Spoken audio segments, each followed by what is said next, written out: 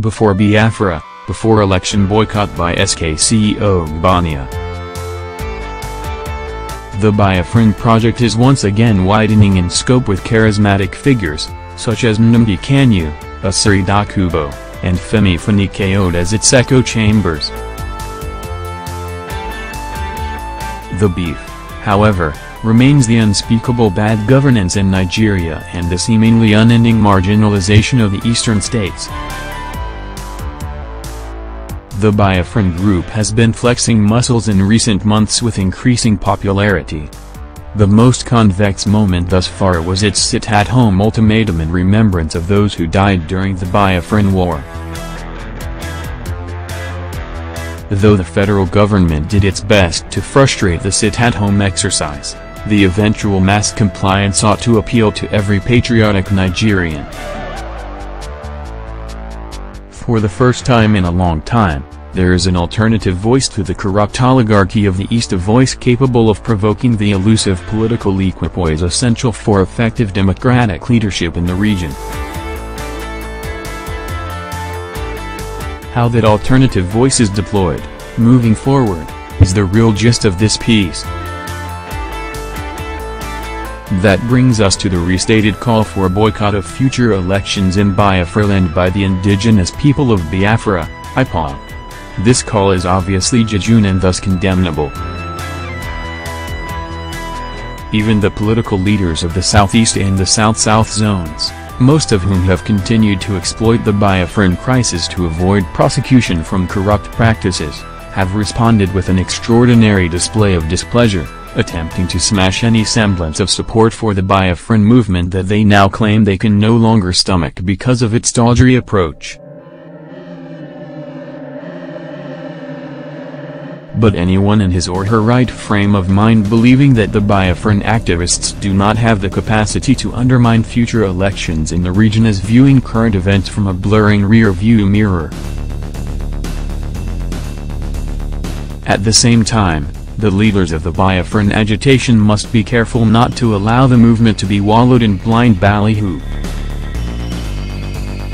For sure, the Southeast and South-South zones have experienced an unimaginable history of marginalization, too much to catalog. But what must not escape the thinking faculty of the Bophren agitators is that the real enemy is within. There is no evil perfected against the region without the active connivance of the local politicians, particularly since the advent of the Fourth Republic, where the Igbo and their South-South neighbors have basked in plump political positions. Therefore, rather than any boycott of elections or other grandiloquent threats, the leaders of the Bophren movement can capitalize on its reigning popularity among the masses to begin to model the change envisioned under Biafra as a sovereign state. The forthcoming Anambra state election is a timely opportunity. For instance, a simple scan of the list of the major candidates currently gunning to govern Anambra state, of all places, are well-known overnight billionaires whose fortunes are directly traced to looting development projects in the area, or others who see gross societal indiscipline and misconduct as a core cultural value. This is squarely where and when IPOB ought to step in and wield its influence towards the desired change. Instead of dwelling on past leaders or boycotting elections, this moment calls for the Bophren activists to employ all possible non-violent means to dislodge all corrupt and morally bankrupt candidates aspiring to lead Anambra state through the November 2017 elections. Commonly espoused in the Bophren circle is the fleeting exigency to carry along the eastern corrupt cabal until the promised land. But that is jive talking.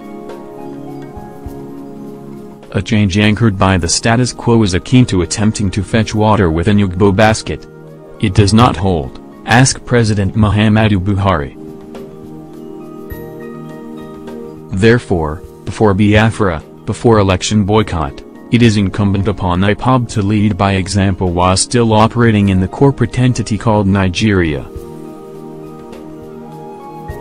The leaders of IPOB must resist the temptation of romancing with the same corrupt politicians that are part and parcel of the problem in the first place.